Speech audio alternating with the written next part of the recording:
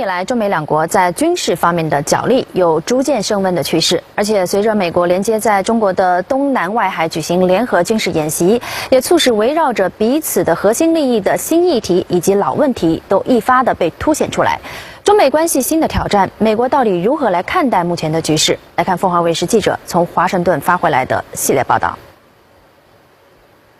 从今年7月底至今，美国陆续的在中国东南外海海域举行了3波联合军事演习。虽然美国刚刚公布航空母舰乔治华盛顿号不会参与9月初在黄海举行的反潜作战演习，但是中国认为美国几个月下来的密集军演用意非常明显。另一方面，中国在外交部发出多次反对美韩在黄海军演的强烈声明之后，同时在周边海域举行军事演习，一时间硝烟四起，中美两国特别是两军之间的关系变得更加扑朔迷离。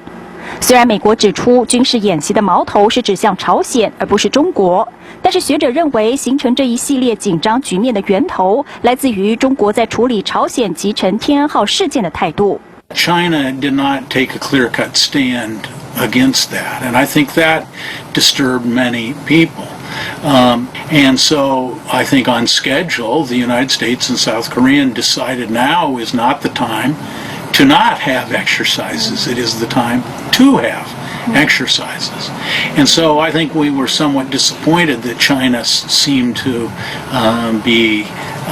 not supportive of those exercises.